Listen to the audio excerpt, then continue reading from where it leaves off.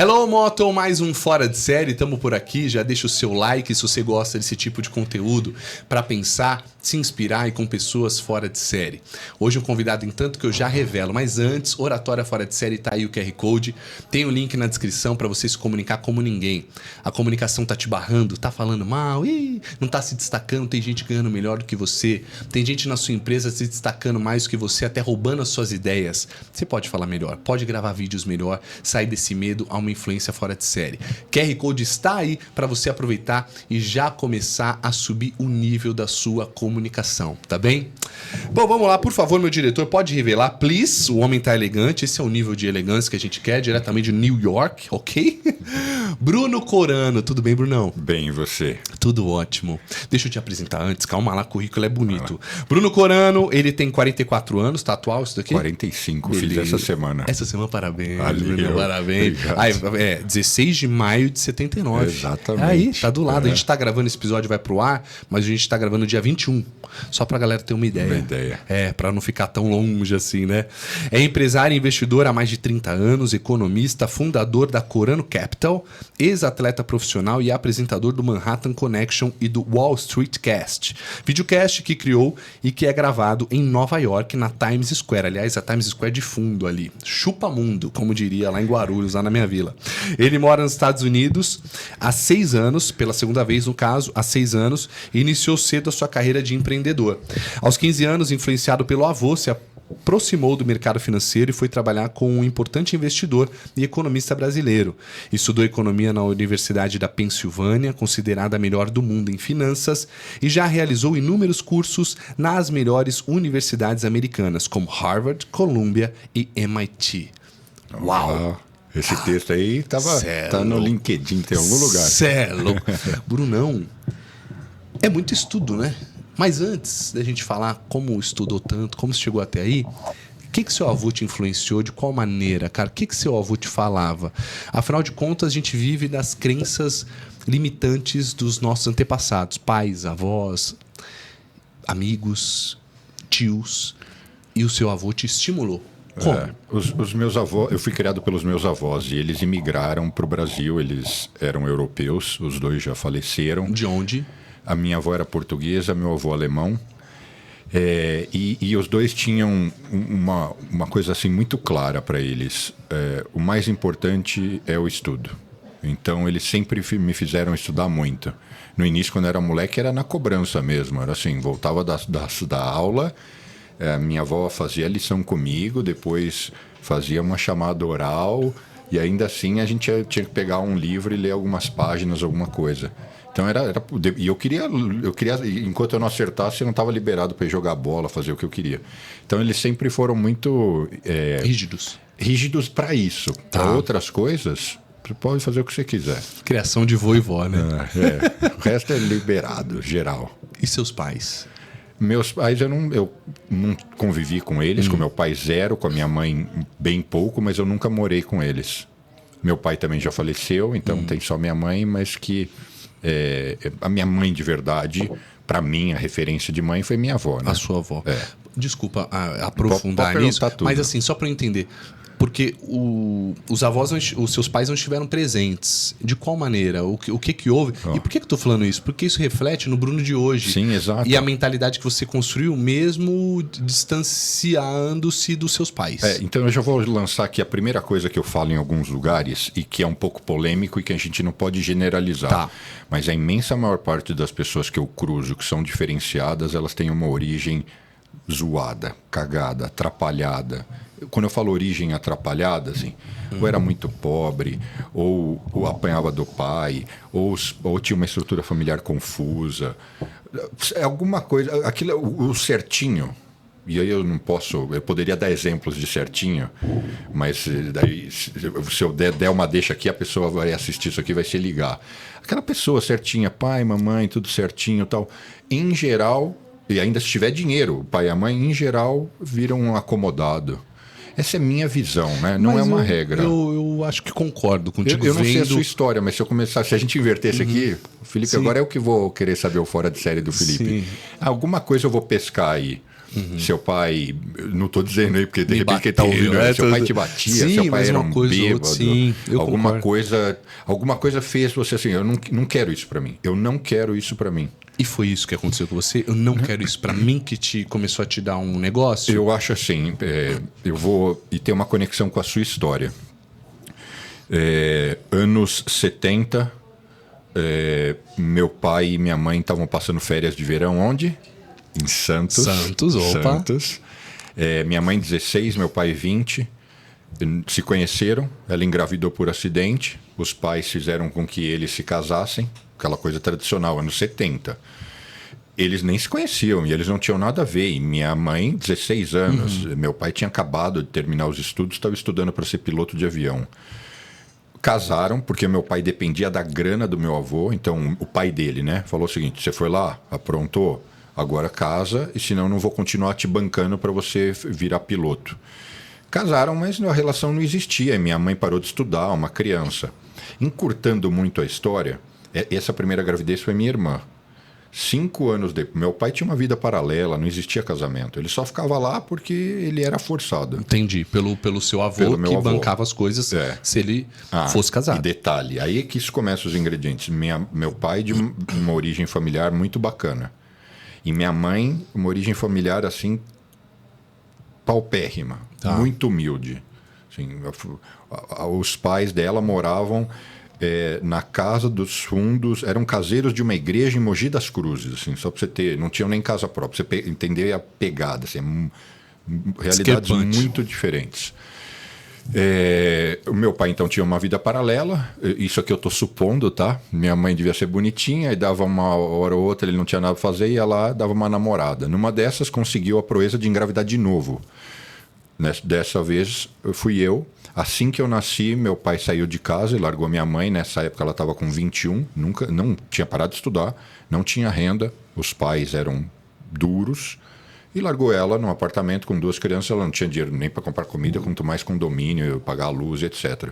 Aí os pais do meu pai, que foram lá ajudar, encurtando a história, a gente foi parar na casa dos meus avós. Avós paternos. Paternos, No paterno. Então você foi para a família afortunada, digamos assim, que era a melhor, né? Digamos. Mas e aí? E como ficou com a sua mãe e com os pais dela?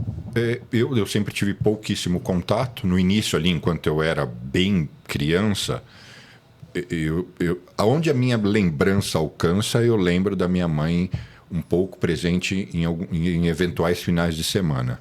Mas eu sei pela minha avó que ela, no início, ela não era tão ausente. Nos finais de semana ela passava com a gente. Mas eu não consigo recordar. Então, assim, eu não tenho essa referência.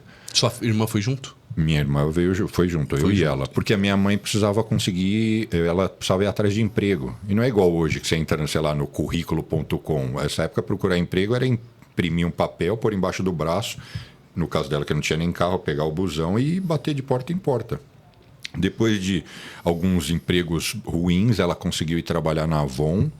E alguns anos depois, ela foi embora para os Estados Unidos. E está lá há 30, sei lá quantos anos, muitos anos. Ela está lá ainda? Ela está lá, casou com um americano. Mal já se atrapalha para falar português. Mas ela está lá. Mora numa cidade bem distante da minha, mas ela está lá faz muito tempo. Então eu não tive...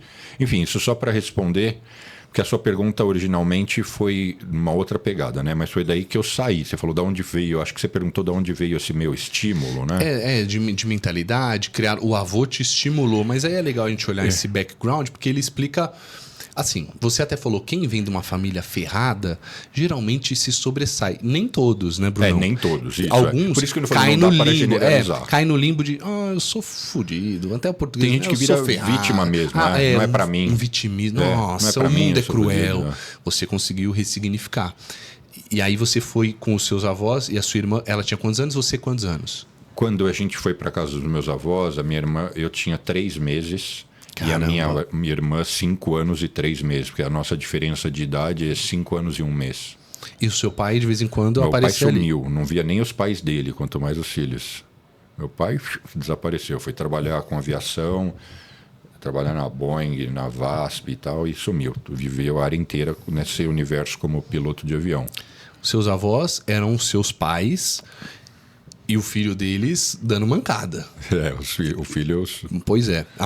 A sua mãe... Ele não via nem a mãe dele, Então, né? é o filho deles, assim, fazendo algo... Sendo um péssimo filho e um péssimo pai. Mas, no caso, como que eles te vendiam o seu pai? E como que eles foram trabalhando essa sua cabeça? Esse que é o ponto. Eu tô aqui generalizando, né? Por um tempo, eu até tive contato com meu pai, mas sempre tinha uma ligação com dinheiro. Então, anos depois, ele voando, ele inventou de construir uma casa. Piloto de avião adora ter casa em Dayatuba, Itu, Atibaia. Ele inventou de construir uma casa grande pra caramba, não estava aguentando pagar, aí foi onde? Recorreu ao pai. E aí o pai, meu avô, ele prezava muito isso, ele queria tentar contornar a história. Então ele, basicamente, tudo isso é o que foi narrado para mim, né? Eu era uma criança. Você quer grana? Dê atenção para os seus filhos. Então o que ele fazia? Ele me pegava e me levava para voar junto com ele. Então eu voei para tudo que é lugar, porque tinha essa troca ali, uma pressão do meu avô para ele dar atenção para os filhos. Ele era piloto de avião, ele me levava, eu voava com ele. Mas sabe o que eu lembro? Que ele me pegava em casa, do momento que eu chegava no DO, né, que é ali no aeroporto, na sala do pessoal da tripulação, uma gerente, uma comissária de bordo, uma chefe de cabine já assumia a tarefa. Então, cuidar do meu filho. De lá até voltar, era o tempo inteiro. Eu ficava na cabine, nessa época podia voar na cabine, mas eu ficava o tempo inteiro, por exemplo, a gente chegava num destino, eu ficava direto com as comissárias. Mas era uma lembrança legal, porque elas me tratavam super bem. Lógico, e ele nem era tão teu pai assim, você não sentia tanta falta, né? Porque a gente só sente falta do que tem, não do que não tem. Exato, por mim era assim, eu adorava ir viajar, voar na cabine e ficar com as comissárias me paparicando, indo para lugares legais, era o máximo. Adorei. Agora, Brunão, hoje eu estava ouvindo um podcast com o Paulo Vieira, e ele falando muito que o filho tem que ter esse pertencimento, tem que se sentir amado, tem que se sentir acolhido, para que ele não seja acolhido pelo mundo. O tráfico, vem aqui, que aqui você faz parte da nossa tribo, pega a arma. Porque em casa ele está no vazio, ele não tem esse afeto. Agora você está me falando de uma maneira muito tranquila, hoje já trabalhado tudo isso, mas você foi um cara que já teve ali uma mentalidade diferente para não ter o vitimismo. Mas, cara, esse buraco emocional, como que você cicatrizou ele para você se tornar o que você é hoje? Primeiro, eu tive muito afeto e amor dos meus avós. Eles eram muito, assim... Eles te entregaram isso. Eles me entregaram. De fato, eles não eram avós. Eles me assumiram como pai e mãe. Em todas as tarefas. Meu avô era um cara ocupado pra caramba. Ele não deixou de me levar e me buscar na escola um dia. Que demais. Ele era, assim, se eu acho que a minha agenda é enrolada, a dele era... Ele fazia o quê? Meu avô é advogado, estudou Direito no Largo São Francisco, depois de ter chegado no Brasil criança, de uma origem super humilde, vendia veneno para matar formiga ainda com 8 anos, então uma história legal. Depois, como advogado, ele criou negócios, empreiteira, empresa de seguros, ele virou secretário da Fazenda por 12 anos do governo de São Paulo. Então ele era empresário, mas ele teve também uma carreira pública ali, simultâneo. Parecido, hoje é que isso não era tão... Não é que não era tão comum. Por muitos anos eu não vi figuras públicas que tinham esse trânsito misto, mas, por exemplo, o Guedes, Paulo Guedes. Uhum. É banqueiro e foi ser ministro. Então, o meu avô era empresário e foi ser secretário da Fazenda por muitos anos. Mas ele era isso, ele era empresário, essencialmente. Teve um escritório por muitos anos também de advocacia. Mas eu estou aqui, né, recobrando. Então, eu tinha muito amor do meu avô, dos meus avós. Isso não faltava. E a grande referência, que era uma dose de realidade e de estímulo, é que eu via o quão distante era a realidade da família da minha mãe. E em todos os sentidos, comportamento. Então, aqui, eu acho que quem vai ouvir isso ou vai me odiar ou vai tentar pegar a mensagem. A ideia é pegar. Domingo, os meus avós estavam sempre com pessoas interessantes, ou eles tiravam horas para ler, e eles faziam coisas que eram ricas. As poucas vezes que eu fui na casa dos meus avós maternos, com a minha mãe, eles estavam fazendo o quê? Vendo Faustão, ninguém interagia com ninguém. Entende a dinâmica de estímulo ambientes intelectual? Diferentes. Ambientes diferentes. Eu não estou dizendo certo ou errado. Eu só estou dizendo que isso era uma referência. Eu via, de um lado, eles passarem muita dificuldade, mas também não terem muita atitude para mudar aquilo. E do outro lado, assim, o que eu ouvi, exemplos de coisas que eu ouvi que são para mim chocantes até hoje. Eu não vou perder meu final de semana e nem vou ficar até tarde no trabalho. Família de um lado. Do outro lado, meu avô, que não precisava nem disso, trabalhava pra caramba. Não tinha sábado e domingo. Não é que ele não se dedicava à família, mas ele misturava tudo. Quando eu falo misturava tudo, e aí não tem certo e errado, mas era normal. Eu não sei se você viu, eu entrevistei o Michel Temer em Nova York essa última semana, porque ele era amigo do meu avô. E o último encontro do meu avô com ele, eu estava, e o Temer lembrava, e foi o quê? Num sábado, na minha casa, onde no fundo eles estavam fazendo o quê ali? Política, negócio, mas era uma mistura, mas ainda assim estava a família. Na sua casa onde estava a família. Então é isso, ele era muito, ele gostava, né, disso.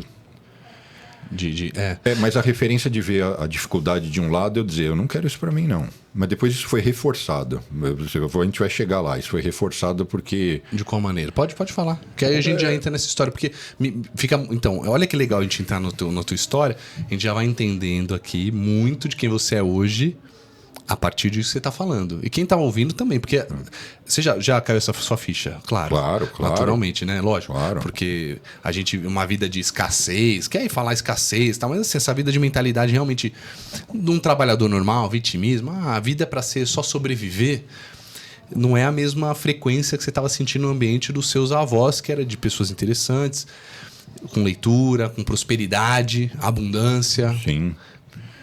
E tem outro ponto super polêmico. Minha avó era super religiosa, católica, meu avô ateu. Então depois tem um outro aspecto aí também, que isso aí é mexer em vespeiro, né? Uhum. Mas enfim. Olha só como é que eu compacto essa história toda de infância. No fundo, eu tinha tudo do bom e do melhor, e eu era de uma certa forma mimado. Essa é a grande verdade. A única coisa que existia era rigidez em relação aos estudos. Tirando isso, era várzea. Eu fazia o que eu queria, ganhava de tudo, aquela coisa tudo errado. Uhum. E o meu avô era muito liberal, então assim, ele deixava eu dirigir sem habilitação, fazer tudo errado. Quando eu descobria, e eu era muito bom aluno, eu era literalmente o primeiro da sala, o primeiro da classe. Quando eu descobri a sexualidade, ele deixava eu pegar o carro dele e ainda me dava dinheiro para sair. O que aconteceu? Eu comecei a sair toda noite só para zoar. Eu nunca bebi, eu nunca nem provei maconha. Mas a bagunça com a mulherada era, assim, crazy. Eu apavorei, sair de giro, não tinha muita noção. Então eu saía da aula, levava todo mundo para comer, pagava, saía à noite, inventava um monte de coisa. Enfim, pegava um apartamento que o meu avô na época estava para alugar e eu sabia que estava vazio, porque era um apartamento que a gente tinha saído para ir para outro, e usava aquilo lá para levar as meninas e fazer bagunça. Eu toquei o terror. O playboy, o estereótipo perfeito. Mas eu era novo. Playboy. Eu estava com 14 para 15 anos. Caraca, já fazia tudo isso. Bem novo. Mano, eu sou seu fã. Parabéns. Aí o que aconteceu? No dia seguinte, o que acontecia com a aula? Eu dormia a aula inteira, porque eu estava morto. Porque eu chegava todo dia 2, 3, 4. Tinha que ir para a escola às 7. Acho que a aula começava às 7h30, 7h45, eu não lembro. Eu sei que eu dormia por aula. Sabe aquilo de pôr a testa no braço e dormir mesmo? De às vezes babar. E quando alguém te chama, você levanta, tá marcada, a cabeça marcada. Então aí as minhas notas começaram a ir mal. Meu avô começou a ser chamado no colégio a cada 2, 3 semanas para dizer, olha, o seu neto está com uma performance horrível, ele dorme na sala de aula. E muitas vezes eu estava tão morto que meu olho ficava muito vermelho. E aí as diretoras do colégio achavam que você estava usando droga. Dizia para o meu avô o seguinte, para nós parece que ele ou ele estava muito bêbado, ou ele estava drogado. Para o meu avô, droga era um negócio assim, azedou o pé do frango. E ele me perguntava, eu falava, não tem nada a ver, droga zero, só gosto da paquera. Mas aí a gente discutiu, eu era... qual o melhor adjetivo, né? Sem noção, totalmente desrespeitoso, e a gente discutiu. De eu xingar, coisas que eu tenho vergonha, nem vou dizer aqui, mas de brigar mesmo. Essa relação, 14 anos, 15. Seu avô tinha quanto? Nessa época ele já devia estar com, sei lá, 70. Tá. Não sei. Tem que fazer as contas aí. Não, cruzar. Tudo bem. Meu avô nasceu em 24. Eu nasci em 79. Aí a gente tem que fazer as contas. Mas enfim, esse dia basicamente ele virou para mim e falou assim... 50 e pouco. Ah, não, ele tinha mais. Isso é isso? Ah, não, você já tinha 14, verdade. Uns 70, perto de 70, beleza. Então, resumindo, esse dia ele falou, é isso? Então tá, acabou a moleza. A partir de hoje, você não vai mais poder usar o carro, não tem mais grana, não vou bancar mais nada, você vai ter passe de ônibus para ir para o colégio, eu vou continuar pagando seu tratamento ortodôntico e comer só em casa e acabou tudo. Não tem mais balada, não tem mais dinheiro para sair, não tem mais carro, não tem mais a roupa da moda, a calça da M-Officer. Lembra disso? Você tem uma idade... Não sei não, mas M-Officer era chique, quem tinha, sim. Um exemplo, sim, né? Sei lá, estou falando uma idiotice da época. Sim. E aí, bom, a gente foi dormir, né? Quebramos o pau, tal. Ele foi lá, tirou a chave, não sei o quê. Eu falei, bom... Foi um chilique, né? Daqui 2, 3 dias está tudo normal. No dia seguinte, eu liguei para uma namoradinha que tinha um motorista e falei, pô, meu avô deu um chilique, quer que eu vá para a escola de ônibus, nunca andei de ônibus, não sei nem como é que pega ônibus. Ele falou que se eu não for, ele vai me pôr para fora de casa, que eu não posso deixar de ir para aula. Me pega, então... Ela veio com o motorista dela e me pegou os primeiros dias. Só que a mãe dela, já no terceiro dia, falou o seguinte, querido, o cara não está aqui para servir de motorista para você e você mora... Eu morava nessa época meio distante, eu estava morando no Clabim. Eu cresci na Vila Nova Conceição, mas eu estava morando no Clabim. E o meu colégio era em Moema nessa época. Eu estudei no Dante no início e depois estava estudando em Moema. E aí eu tive que começar a ir para a escola de ônibus, e aí que começou. Então, aí que começou a minha vida profissional, porque eu resolvi trabalhar. E isso, qual que é a realidade de uma pessoa com 15 anos de idade? Você tem a sua casa, que geralmente você acha seus pais um saco. Se não, você não acha um saco, mas pelo menos você vê como uma coisa assim, um pouco distante. E sua vida social, educacional e todo o resto orbita em função do colégio. E ele pegou aquela imagem que eu tinha no colégio e destraçalhou, porque eu virei o garoto rico que ficou pobre, que passou a ser zoado. Então, no fundo, hoje, eu agradeço, foi sensacional. Eu mal cruzo com pessoas que estudaram comigo naquela época, mas o que eu ouço dizer são todos uns merdas. Não chegaram a lugar nenhum. Depois tem gente que vai ouvir isso e vai ficar puto, mas para mim é assim... Eu não estou dizendo como seres humanos, são todos filhos de Deus, muitos podem ter famílias lindas, eu não estou falando nesse sentido, eu estou falando no sentido carreira, profissão, que não necessariamente isso é um parâmetro de sucesso. O que é sucesso? Depende, é uma combinação de coisas, né? Eu estou falando só, se você nasceu para ser... Se você estudou para ser advogado... Você tem como mensurar os advogados que deram muito certo na perspectiva de dinheiro, de notoriedade, e os outros que fracassaram. É só isso. Sim, como eu tenho essa mentalidade meio esportiva, no esporte não tem fuga, né? Todo esporte tem um resultado, ou é cronômetro, ou é ponto, e não tem como você usar subterfúgio de que não fui bem, não. Tem alguém que ganhou, tem alguém que perdeu. Tem o primeiro e tem o último, o 20º, o 30º. Então, às vezes, eu sou um pouco frio nisso e as pessoas ficam... assustadas. Mas é que é competitivo. No fundo, eu também, eu vim do esporte, joguei futebol, mas eu tenho muito disso. Às vezes a pessoa nem sabe, eu tô competindo com ela, não por mal, mas lá dentro de mim eu falo, não, vou ganhar. É porque no fundo você tá competindo com você mesmo. Comigo mesmo, exato. Mas é só um jeito de eu ter um parâmetro de saber onde eu quero chegar. É pra mim mesmo, não quero mal da pessoa. Mas quando você fala, essa galera te achincalhou muito... No início, não, né? Eu estou encurtando a história. Não, mas te achincalharam muito. A ponto de você hoje falar, agora são uns merda e eu tô bem. A ponto de eu parar de estudar. Esse foi o nível de onde chegou a história. Assim, contando muito rápido. Comecei a ir para a escola, o pessoal falava, e aí, vamos lá comer no fogo de chão? Não tenho mais dinheiro. Vamos não sei o que lá na balada? Não tenho dinheiro. Vamos sábado? Não consigo acompanhar, porque sem dinheiro eu não conseguia fazer nada. É uma coisa ou outra. Então eu comecei a me sentir impotente, sem fazer parte, e comecei também a ser zoado. A gente não chamava de bullying. Na minha época eu chamava de zoeira. Então eu comecei a ser zoado. A coisa terminou de explodir quando eu cheguei para a dona do colégio que eu estudava, que era Maria Montessori, que nem existe mais. O nome da dona do colégio era Selma. Ela conhecia minha história, eu já estudava lá há alguns anos, conhecia meu avô, e eu contei toda a missa. Azedou, tá puto, não sei o quê, quero trabalhar. Quero trabalhar, nunca trabalhei, quero trabalhar. E ela me acolheu, tá bom, vou te pôr na cantina do colégio. Falei, beleza. Eu fui trabalhar na cantina do colégio. Onde você estudava? Onde eu ainda estudava. O que a galera apavorava, né? Apavorava. Então, aí é onde eu cheguei para o meu avô. A relação com o meu avô acabou a relação financeira, mas não é que ele não falava comigo, não é isso. Eu cheguei para o meu avô e tive uma conversa com ele. Falei, eu não me sinto bem, eu não quero mais estudar. Eu quero trabalhar. E eu sabia de uma história que o meu pai, na infância dele, tinha... Sabe essas coisas que os avós contam? Que o meu pai tinha, por um tempo, parado de estudar para ir trabalhar. Mas então eu falei, vou replicar. Eu não quero mais estudar, eu quero só trabalhar, não aguento mais, a galera me zoa, não sei o que lá. Meu avô falou, tá bom, ou você estuda ou você trabalha, senão tá na rua. E aí eu fui só trabalhar. Foi aí que eu comecei. Você parou de estudar há quantos anos? Não, tudo isso entre eu brigar com ele e eu parar de estudar, 3 meses. 15 anos ainda? 15 anos. Beleza, aí você foi trabalhar. E antes de completar 16, eu já estava em outro lugar.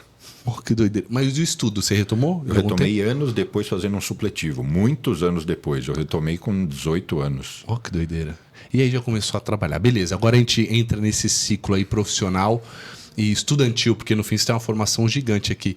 E aí, me conta dessa jornada, para a gente poder ir entendendo esses passos. Aí você começou a trabalhar, começou a ver o que era a vida, não tinha mais facilidade. Trabalhava na cantina do colégio.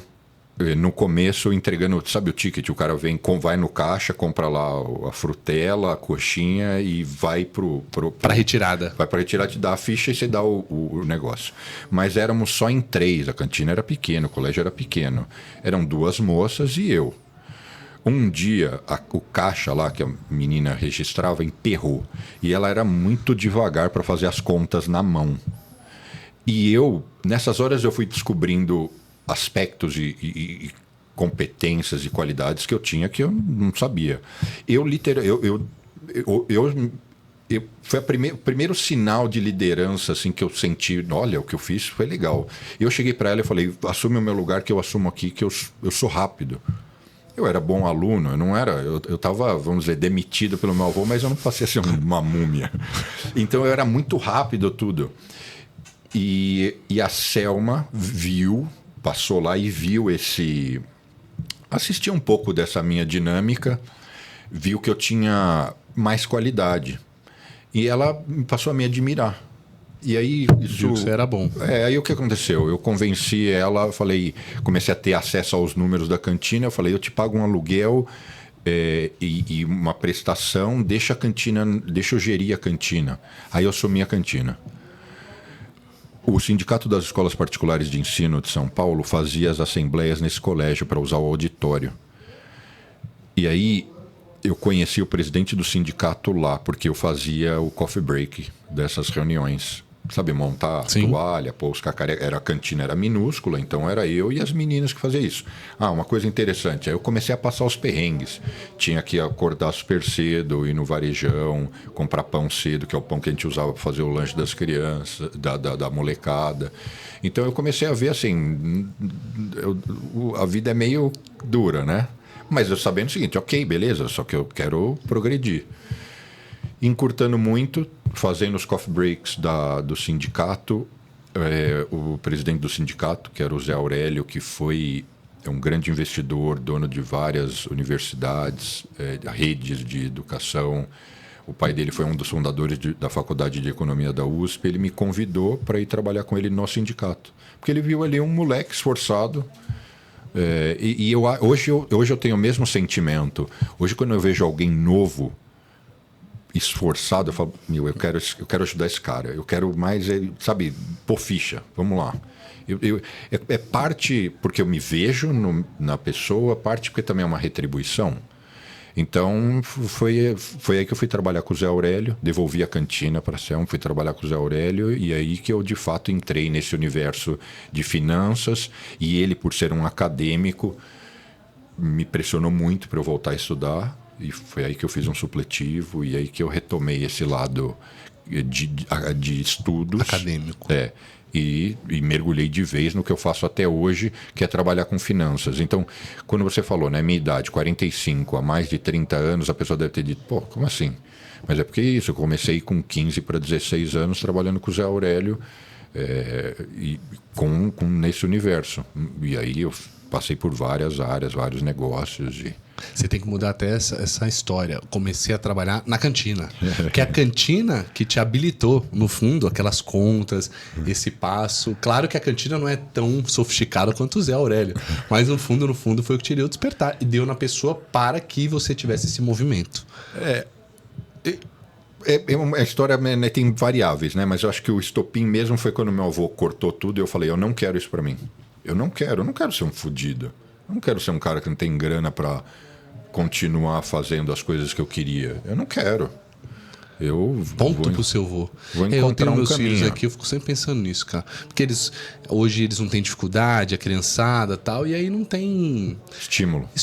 Zona de conforto. E é uma foda, porque você também não pode voltar para casa e fingir agora que você virou um Zé Ninguém, miserável. Vamos mudar pro barraco lá. Isso, não, pra você passar a dificuldade. Não, você tem que ensinar os valores e tudo. É difícil. Eu não tenho filhos ainda, mas eu imagino o imbróglio que é chegar nesse equilíbrio, né? Eu fico pensando assim, eu tenho uma vida normal, mas eu imagino os milionários, e você que tem uma vida financeira muito boa, quando você tiver seu filho, esse é o momento. Igual o seu avô era também, ele tinha lá o potencial de poder te dar as coisas e tal, mas infelizmente quando se é jovem não tem discernimento para aproveitar da melhor maneira possível. Sabe o que eu vejo? Mas veio uma lição. Alguns caras brasileiros e americanos, na verdade são dois, um é brasileiro e outro americano, que moram lá em Nova York, trabalham no mercado financeiro e são super bem sucedidos. Eles falam literalmente pro filho, se vira, não vou fazer porra nenhuma, vou pagar sua escola, o básico, saúde e se vira. O dinheiro é meu. O dinheiro é meu, você vai fazer o teu. Boa. Eu sou a favor disso. O dinheiro é meu, vou torrar ele aqui. Você que se vira com o seu. Eu te dou isso tudo. É o que você precisa. Vou te dar o básico e depois você faz seu corre. É isso. Só que outros pais do nosso círculo ali que veem essa postura desses... Ficam indignados. Falam, muito... Eles discordam. Não, então, enfim, cada cabeça sua sentença, eu sua escolha, eu sou a favor, porque eu acho assim, numa vida de... Meu avô fez isso comigo, né? Em outras palavras. É isso. Ele falou, se vira. E você, me marcou quando você falou, não, daqui 2 dias ele falou, daqui 2 dias ele esquece, não esqueceu. E ele te fez chegar onde você está hoje. No momento foi bem traumático, mas depois passa, né? Tudo passa. Como dizem, todo mundo tem seus traumas, mas aí cada um que trabalha os seus depois do futuro. No fim, ele te ajudou. Beleza, aí você foi estudar, você foi para a vida acadêmica, você passou por algumas universidades aí, inclusive gringas. Quando que você percebeu que você tinha que ir para fora? Por quê? E o que isso... Eu já estava trabalhando com o Zé Aurélio há mais de 3 anos. E foi uma história muito legal. Não dá para eu contar tudo, mas eu comecei como um assistente dele. Ele tinha 2 secretárias, 3 assistentes. Eu comecei no início eu era realmente um aspônio. Eu era fazer porra nenhuma. Eu intermediava pessoas que queriam procurar ele para tratar algum assunto. Um secretário. Um tipo de secretário. É que a secretária de fato agendava, preparava as viagens dele, reservava, o cara tinha avião. Secretário de luxo, assessor de luxo. Eu intermediava questões como, por exemplo, tem uma articulação no sindicato para exigir que agora todas as escolas particulares sejam obrigados a dar cesta básica para os funcionários. Vai deliberar isso. Então, intermedia o texto desse que a gente quer aprovar com a equipe jurídica e, nesse meio tempo, já fala com José, João e Maria, que são 3 empresários diferentes que têm empresas de cesta básica, para ver se eles querem fazer uma parceria com o sindicato para eles serem homologados. Negócio, Boa. Né? Negócio puro. Boa. Mas aí era uma mistura de... Mas era uma escola. Porra, uma cancha ferrada. E, de fato, foi aprovada essa dele, foi deliberada. Esse é um exemplo, mas essas deliberações eram mensais, era um monte de coisa. E aí vinha um monte de gente procurar coisa. Esse foi o primeiro passo. Depois eu comecei a me envolver nas operações e nos negócios dele. Porque o Zé Aurélio, ele falava muito bem espanhol, mas ele tinha um inglês péssimo. E eu tinha um inglês bom, porque desde muito novo... eu vivia nos Estados Unidos, eu construí essa habilidade. Então, nas viagens para fora, ele tinha apartamento em Nova York. Quem que ele levava? Ele me levava. Então, eu comecei a ganhar cada vez mais proximidade e importância com ele para o lado de finanças, das coisas que ele fazia, de tudo, de comprar e vender empresa, de captar recurso. Nossa, aprendendo business puro. E aí... tira a cantina mesmo. Tira a cantina, tô brincando. Você perguntou quando é que eu fui estudar, né? Eu vou te contar a passagem porque é interessante. Primeiro que ele enchia meu saco, porque ele dizia, cara, não dá para você... Você vai ser o quê? Quando você tiver 30 anos, vão te perguntar o seguinte, e aí, o que você fez? Você vai falar, não fiz nada? Por mais que você dê certo, é um negócio socialmente, você vai ser julgado. É um negócio pesado. Você vai ser julgado. E eu dizia para ele, mas eu parei de estudar no primeiro colegial. O que você quer que eu faça? Eu não vou... Nada contra. E um dia eu falei isso e ficaram putos comigo. Nada contra, mas eu não quero estudar na Uni, sei lá o quê, lá no PQP, porque não vai mudar em nada a minha vida. E vai me dar um trabalho lascado ir todo dia para aula. E eu não consigo passar numa GV ou FUVEST, porque eu estou atrofiado. Eu já fui um bom aluno, mas eu estou há anos sem estudar e hoje eu trabalho para caramba. Aí voltando, a gente estava em Nova York, a gente foi fazer uma operação de funding. Para quem não sabe o que é funding, é colher dinheiro, pegar dinheiro por um investimento imobiliário enorme que ele estava capitaneando aqui no Brasil. E aí depois dessa reunião, essa coisa de acabou a reunião tal, a gente estava num banco em Nova York, acabou a reunião e sabe aquela coisa de se despedir e tal. Aí um dos caras pegou e me perguntou, nossa, né, você é jovem, o que você estudou? Na frente do Zé Aurélio. E eu falei, não, eu ainda não estudei nada, eu só terminei, eu nem tinha terminado o high school, né? Mas eu falei para ele, eu terminei o high school, que é o colegial aqui. E tudo bem, ele, bacana, tá, mas o que você pensa em estudar? Não sei, acho que direito ou economia, tá, aquela coisa idiota. Mas depois eu fui jantar com o Zé Aurélio. Ele acabou comigo, ele falou, viu o papelão, assim como você ficou exposto, como é feio? Isso porque você ainda é jovem.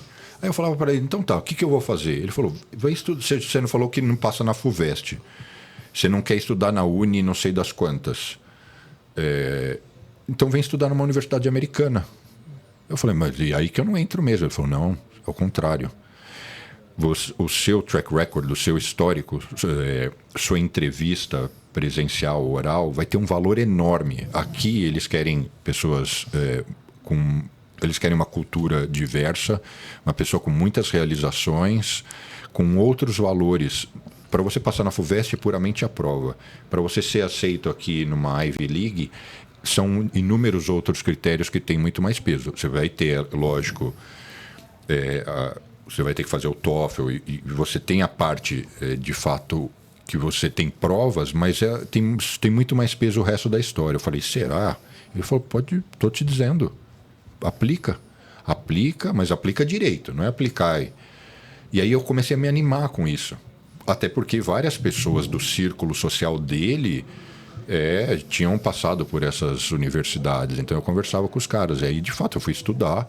Também não fui assim zero. Eu fiquei estudando, trabalhando e estudando simultaneamente 8 meses, apliquei e fui aceito em alguns lugares. E aí embarquei nessa. Foi morar lá. Morou lá.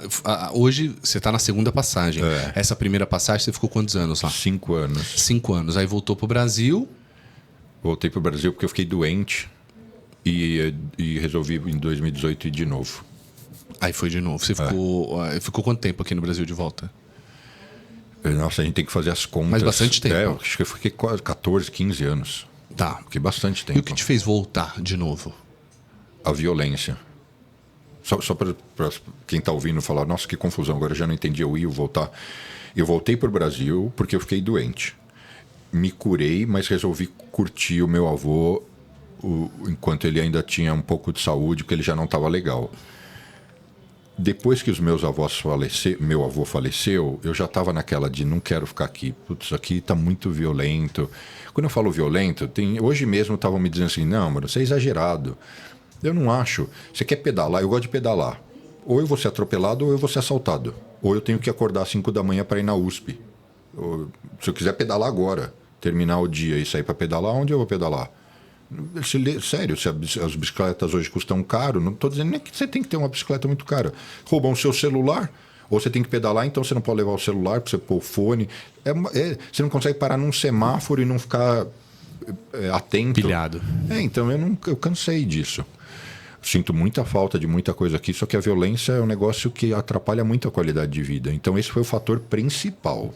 Outras coisas, não existe lugar perfeito, mas outras coisas lá são melhores, do mesmo jeito que aqui também tem coisas boas. Então foi isso que me motivou. Você ficou doente com o que você teve? Eu tive um câncer no úmero, câncer ósseo. No ósseo? No úmero, no braço.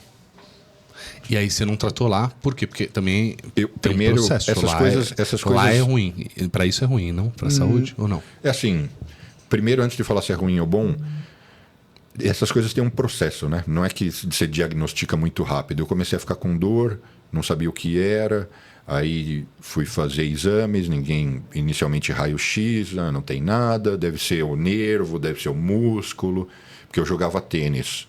Aí foi piorando, chegou uma hora que começou a expandir o tumor, me incomodava levantar um copo. E aí os exames foram avançando até fazer ressonância e o próprio ortopedista falou, você tem que ir para um ortopedista que entende de ortopedia oncológica, porque você está com um tumor dentro do úmero. Enfim, fiz biópsia, literalmente, assim, para quem está ouvindo, falar, como assim? Igual uma caneta, imagina uma caneta Bic, quer dizer, uma broca que é como uma caneta Bic, vai lá, fura, entra, tira para eles verem o que era, para ver o que teria que fazer. E aí eu procedi, como era um tipo de tumor, eu tinha uma combinação de 2 tumores, mas é um tumor que crescia, tinha que tirar. Aí eu falei, nessa época era setembro de 2004. Eu falei, bom, tá chegando o inverno. Eu estava morando em Manhattan com a minha namorada. Falei, melhor operar no Brasil. Porque como é que eu vou ficar só eu e ela aqui, sem família, sem ninguém para ajudar? Lá não tem essa mamata de empregada, não tem nada. Você está por conta. Porque aqui, mesmo pessoas que não são tão privilegiadas, todo mundo, ou você tem família, você tem parente, você tem alguém que ajude, uma diarista, você tem alguma coisa. Lá não tem nada. Eu não tinha nada. Então eu falei, vamos voltar, vou operar em São Paulo, porque aí eu fico na casa dos meus avós, é mordomia, né? Só levantar o dedinho e falar, eu queria tal coisa, alguém agiliza. E aí eu voltei para operar aqui. Aí você falou do serviço lá. Tudo que é mais moderno e mais recente, novo, está lá, né? Especialmente nos hospitais de Nova York. Eles são super ricos, desenvolvidos. Poderia dar uma lista aqui. Eu falo, mais em relação ao custo. O custo você tem seguro-saúde. O que é estranho lá é o tratamento. O tratamento não tem esse lado humano. A gente teria que fazer um podcast só para isso, mas lá o médico não te atende igual estou eu e você aqui, pois não, o que você tem. É tudo diferente. Para começar, não tem nem mesa, assim, ele te atende do lado de uma maca, é um negócio bem diferente, eu estranho até hoje. Então, e é meio assim, o que você quer, tal, próximo. Aqui não, né? Aqui o cara conversa com você, ele quer saber de você, você quase fica amigo do médico, né? Ou pelo menos você tem a sensação que você está amigo do médico. É verdade. Então, isso eu confesso que eu prefiro os serviços médicos daqui até hoje. Mas tem várias coisas que sempre saem lá primeiro. Eu vejo isso constantemente. Eu vi você até postando aquele carro da...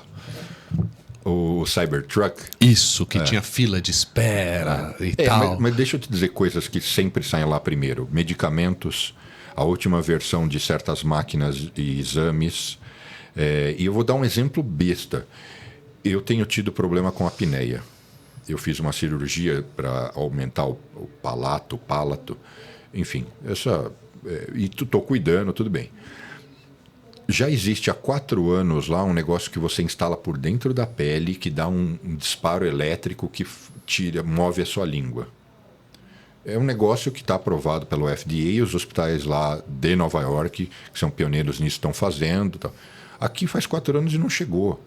Aqui é a máscara do Darth Vader, meu tio usa. O CPAP. CPAP. Quem usa, vixe, meu tio, você já foi lá pra praia, até voltou. Não, aqui eu não durmo, não morro. Esse CPAP é viciante. Os caras ficam loucos, oxigena. O meu dentista estava ontem.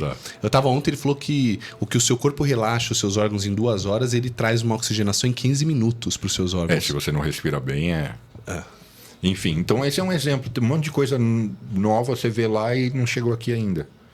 Muito bem. Agora, vamos para a gente indo pro final aqui do nosso pod. Hoje, quais projetos você tem aqui rolando? Aqui no Brasil? No momento aqui que eu digo na vida, lá, cá, hoje.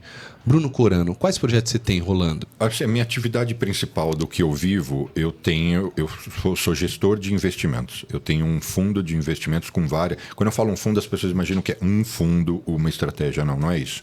É uma asset, é uma gestora. Eu tenho diversos produtos e faço a gestão de recursos próprios da minha família e de outras 5 famílias.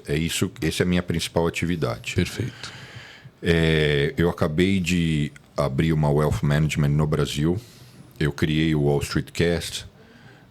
A gente está ponderando... Através desses meus fundos, a gente investe em fundos de Venture Capital, de Private Equity. Então, através desses veículos, a gente está sempre fazendo aquisições, mas raramente são diretas. Quando eu falo diretas, eu vou até me expor um pouco. Eu vou dar um exemplo. A gente entrou com um investimento numa empresa, numa incorporadora no Brasil que constrói shoppings. Então, a gente passou a ter parte daquele shopping.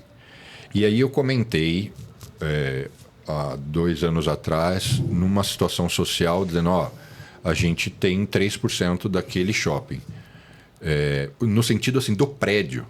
Mas a gente não administra o shopping. O prédio foi alugado, para simplificar, né, para verbalizar de um jeito que todo mundo entenda, o prédio foi alugado para o administrador do shopping, seja um Multiplan ou Iguatemi, que ele sim vai lá e traz as lojas e tal. A esposa de um dos amigos depois me procurou, eu queria abrir uma loja lá, falando, eu sou só sócio do investimento do prédio, do tijolo. Saquei. E que depois eu vendo. Então eu uso esses veículos para investir em ativos. Estou sempre inventando várias coisas novas. Estou fascinado por esse mundo de comunicação, de YouTube, não sei o quê. Então tem várias pequenas coisinhas que eu estou inventando. Estou criando um evento de migração. Não sei se o Júlio te contou o negócio. Não sei ainda. Você vai estar convidado. Então, inventando coisas, mas é quase que entra nessa esteira de investimentos que a gente já faz. E alguns a gente quebra a cara, outros não, né? Hoje você é rico já. Não, no que a é gente rico? sempre... não, mas beleza, você tem uma quantidade financeira muito boa. Assim, comparado à plebe, comparado a esse mundo comum nosso, você... Sempre é preferência, né? Pra você a sua referência é muito mais alta. O Elon Musk lá é rico pra você, não sei, ou não. Às vezes ele outros. É bilionário. Pois é, mas você tem uma condição legal. E aí você hoje quer contribuir com essa galera. Te vejo muito nessa linha de Bruno Perini, Primo Rico, assim, nessa pegada de ensinar essas paradas. É esse o caminho que você imagina para você? Delicada essa pergunta, porque eu gosto da mensagem que eles levam de disseminar conhecimento e educar as pessoas. Então, nesse sentido, sim.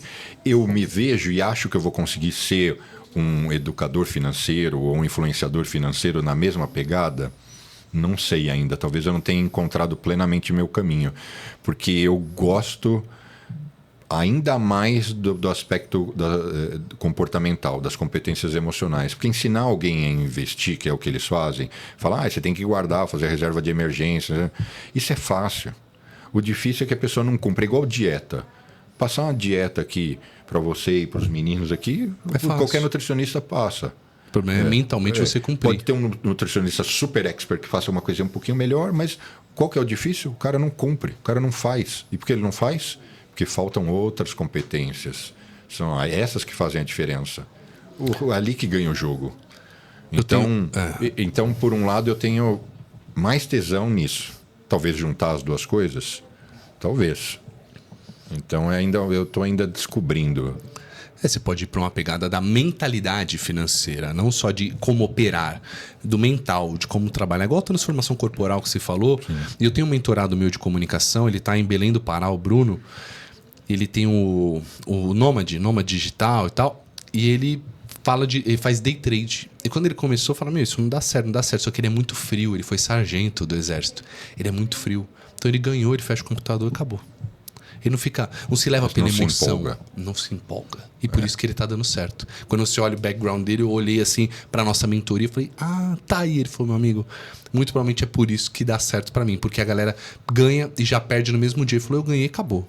Eu sou frio, sou gelado a saber que hora de vender, hora de comprar, fim, hora de fechar o computador, hora de trabalhar amanhã. Louco, é mental mesmo.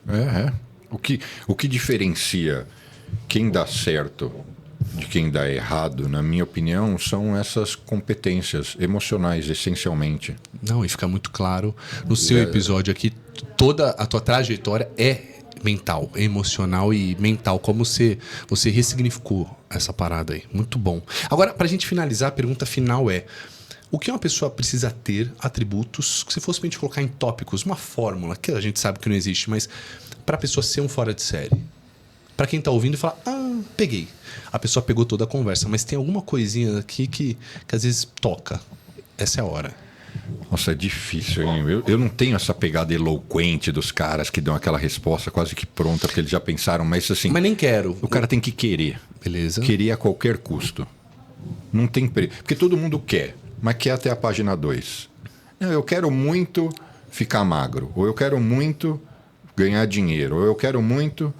Puta, mas aí eu não posso comer isso, mas aí eu não posso beber o drink na cesta. Não, é a qualquer preço e a qualquer custo. É a prioridade número 1. Não tem como fazer nada sem você pagar o preço e se sacrificar. Porque agora também eu tenho a modinha de... porque no mundo da maromba é no pain, no gain. Agora tem a modinha de que você não precisa... você não precisa ter você pode ir sem dor, né? E que vai ter ganho. Eu não conheço, essa tese aí eu não conheço. Então eu acho que você tem que querer muito. Mas daí também não adianta sair igual uma porta querendo empurrar a parede que ela não vai sair do lugar. Então você precisa aí colocar nisso inteligência, competências. Você precisa pôr um processo... Você precisa buscar tudo aquilo que que é necessário. Então, se eu quiser ser um apresentador como você, eu vou ter que... eu tenho que aprender a ser carismático como o Felipe, ser articulado, envolver o entrevistado, porque às vezes deve sentar a cara aqui e você fala, não tá indo, eu preciso arrancar, né? É isso, você vai ter que ver o que é necessário, mas você tem que querer e depois ir atrás das competências que são necessárias para aquilo. As competências para um cara que quer ser cientista não necessariamente são as mesmas para um cara que quer ser músico. Elas são diferentes, né? Mas tem que se identificar quais são elas. Uma que é quase... Algumas são únicas. Uma delas é comunicação. Sim. Que é o que você trabalha. Quando você abriu... Bom, a gente já se conhece, eu já conheço o seu trabalho. Mas quando você abriu falando... Se você pegar algumas postagens minhas, eu falo... Uma das competências essenciais para qualquer um... A pessoa precisa saber se comunicar. Se você não sabe se comunicar... Você não consegue fazer nada. Você não consegue liderar, você não consegue passar suas ideias, você não consegue ser persuasivo... Namorar. Não consegue namorar, pegar a mulherada ou amigos, os caras, assim, dependendo da sua opção sexual. Você não consegue fazer nada. Sim. Mas um dia um cara me respondeu na rede social. Não, mas e se o cara for um cientista que fica num laboratório trancado o dia inteiro fazendo experimento? Em algum momento... Ele tem que comunicar o que está acontecendo. Ele vai ter que levar os estudos dele para uma convenção, uma conferência. Ele vai ser questionado, ele vai ter que saber lidar com objeção, com provocação. Em algum momento ele vai precisar bater na porta de quem tem o dinheiro, porque ele precisa de mais dinheiro para continuar com o estudo dele. Ele vai ter que se comunicar. Eu não conheço uma profissão que o cara não precisa se comunicar. Se alguém conhecer, escreve aí para o Felipe ou me manda. Não existe. Então, não é porque você é um cara que trabalha com comunicação. Se você olhar minhas postagens, eu já falo. Essa é uma das competências que eu acho que assim, essencial. Mas, de novo, eu posso ser um tremendo comunicador, mas eu não tenho vontade. Eu não tenho querer, acho que a palavra, sabe, querer obsessão, ou ser obsessivo pelo sucesso. Tem que ter gana. Gana mesmo, determinação, resiliência, muito. Querer de verdade. Querer muito. Porque aí você vai tolerar tudo. Você vai tolerar engolir os sapos, passar pelas dificuldades, passar pelo que for. Não me interessa, eu sei onde eu quero chegar. Mas isso, se você pensar, vale para outras coisas, vale para o casamento. Se eu sei que eu não sou casado, tá? Mas se eu sei que... Mas a referência era os meus avós. Eles tinham uma união muito grande, se eles sabem que eles estão juntos, independente do que acontecer, por mais que eles briguem, isso e aquilo, a gente está junto. É quase, por exemplo, a relação que eu tinha com meu avô. Ele me ama, eu amo ele, tá tudo certo. Ele quebrou o pau, me pôs para andar de busão, mas assim, nada abala, não está em questão o que está aqui, né? Não está em questão. Provavelmente é a mesma relação que você deve ter com seus pais, com seus filhos. Relação, você tem filho. Sim. Então você pode... Eles devem saber... Puta, o Felipe hoje, né? Eles vão chamar... Meu pai hoje... Regaçou, mas sabe que ama e tá tudo certo. Com a esposa. Isso é o também. querer, né? De uma outra tradução, uma analogia, isso é o querer. Hoje casamentos terminam porque as pessoas pensam no imediatismo, mas não querem de verdade. Quando você se compromete a ficar com a pessoa, você quer de verdade, você tem que batalhar por isso. Acho que esse é o principal ponto. Deixa a sua rede pra gente, Brunão. @Bruno Corano. YouTube. É tudo Bruno, Tudo. Bruno Corano. O Wall Street Cast tá no Bruno Corano? Os episódios do Wall Street Cast eu publico no meu canal do YouTube. No streaming, se você digitar tanto Bruno Corano, quando eu falo, por exemplo, Spotify, essas coisas, se digitar tanto Bruno Corano quanto Wall Street Cast, aparece. você acha. Mas os canais principais, Instagram, TikTok, YouTube, é @Bruno Corano. E o Manhattan Connection? Como é que tá? Tá lá, tá indo. Tá indo? A gente está se preparando por uma transição. A gente não sabe ao certo até quando o Lucas fica. Ele mesmo diz, Bruno, não sei até quando eu quero ficar no ar, mas o Caio e o Diogo seguem firmes. Para mim tô ali no meio dos monstros, né? Eles são monstros, os caras estão nisso há muitos anos, são muito bons. Eu que sou o beginner ali, o iniciante que cai no meio dos caras. Na comunicação. Mas até isso eu também... lembra que a gente falou? Tem que querer e aí ver o que você precisa. Então, aos poucos, eu estou ficando mais safo, vendo, olha, estou melhorando nisso, mas ainda falta melhorar naquilo outro. Sim. Então, eu estou indo, estou curtindo participar e vem mais coisa aí, porque, enfim, uma coisa puxa a outra, né? Então, fui convidado... por uma outra emissora para fazer um negócio legal que tem a ver com esse universo finanças, negócios nos Estados Unidos. Que isso, hein? A gente se coloca em movimentos, coisas acontecem. Exatamente. Não é mesmo, Bruno? Cara, obrigado pela tua participação. Foi incrível, de verdade. Tá bom?